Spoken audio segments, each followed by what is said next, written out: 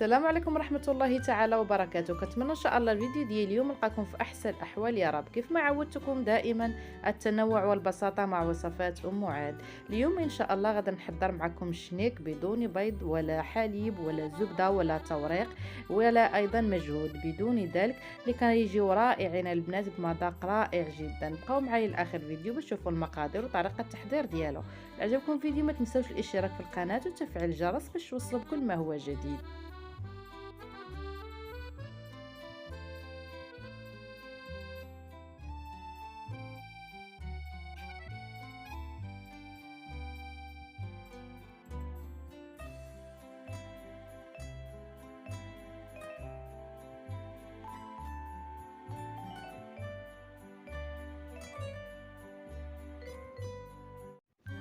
كناخذ اناء غادي نضيف ليه واحد تقريبا 2 كؤوس تاع الماء، يكون الماء دافئ. من بعد غادي نضيف ساشي تاع فاني، وغادي نضيف ايضا ملعقه كبيره ونصف تاع الخميره الفوريه اللي كنديروا في الخبز. هنا البنات مع الجو بارد غادي نضيف ملعقه ونصف، الا كان الجو كان في الصيف نكتفي غير بملعقه كبيره. من بعد هنايا ضفت واحد 4 المعالق تاع السكر سنيده، وغادي نضيف ايضا هنا قبيصه ديال الملح. من بعد نحركوا الخليط. هنا راه ضفت كاس تاع الدقيق البنات، هنا راه ما تصورش لي الفيديو كما قلت لكم. هذيك العناصر اللي ذكرت معكم راه ضفت لها كاس ديال الدقيق. هنا من بعد غادي نخلي الخليط ديالي حتى يختمر ليا تقريبا واحد 10 دقائق فقط.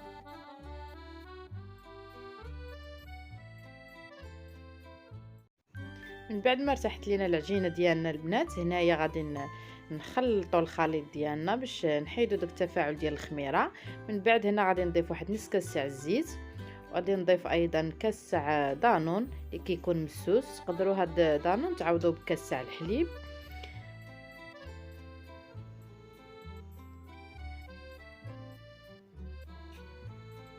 من بعد كناخذ الكاس الثاني تاع الدقيق نغربلو على هذا الشكل باش يجي العجين ديالنا مهويه. ضروري البنات نغربلو الدقيق ديالنا. كنضيف الكاس الثالث وغادي نضيف ليه خماره تاع الحلويات. هنا تقريبا هاد العجينه غادي تاخذ ليا 5 كؤوس تاع الدقيق، اي 500 غرام تاع الفورس. نص كيلو البنات تاع الدقيق اللي خدات لي انا هنايا صافي. من بعد هنايا غنبدا نضيف في الدقيق حتى تجمع لينا العجينه ديالنا. كما غتلاحظوا انا ما غاديش ندلكها، غير غادي نجمعها فقط.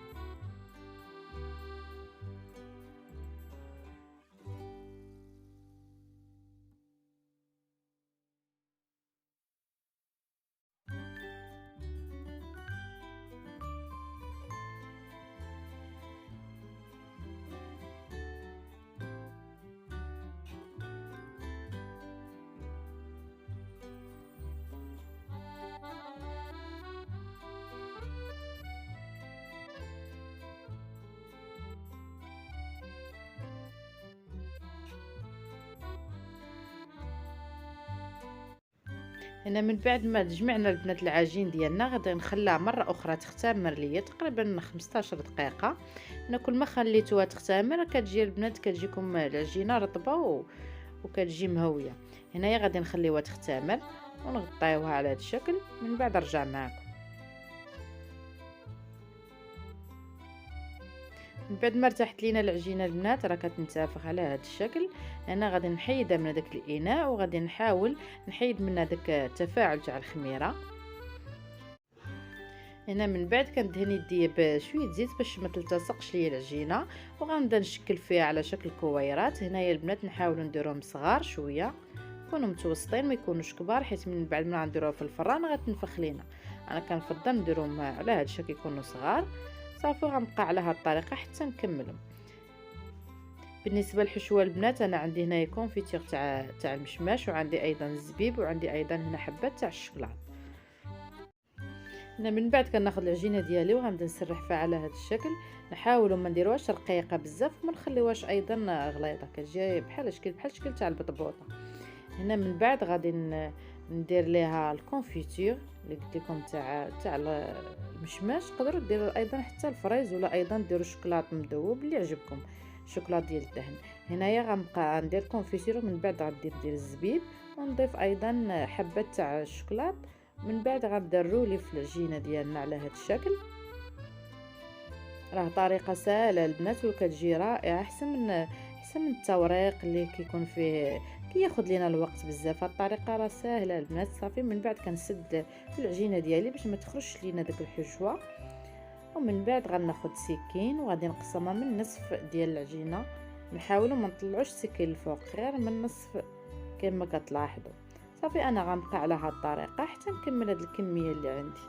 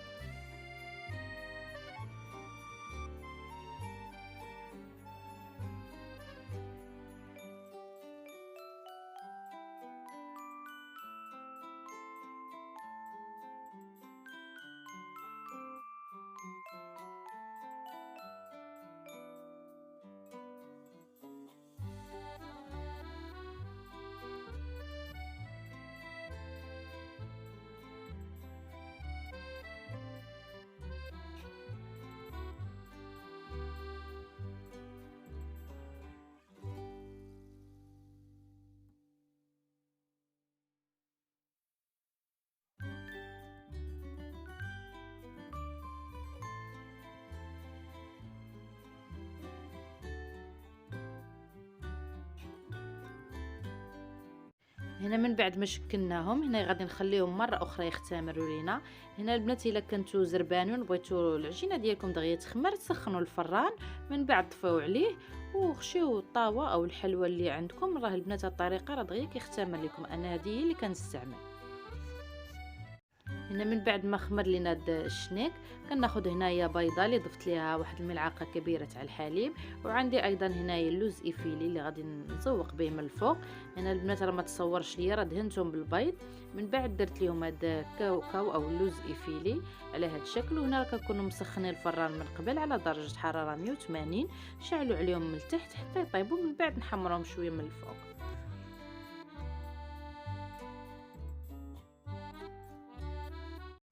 هنا من بعد ما طابوا لينا البنات راه كيجي الشكل ديالهم على هذا الشكل. هنايا كناخذ منديل وكنحاول نغطيهم باش نخليوه حتى يبرد باش يبقاو لينا البنات مقرمشين. هنايا من بعد ما طابوا لينا كيجي الشكل ديالهم على هذا الشكل كما كتلاحظوا، راه طايبين كامل من التحت ومن الفوق وكيجيو رطبين هشاش على هذا الشكل كما راه كيجيو البنات اكثر من رائعين. حتى في المذاق كيجي لذيذ بزاف كما كتلاحظوا، راه طريقه سهله وجد اقتصاديه.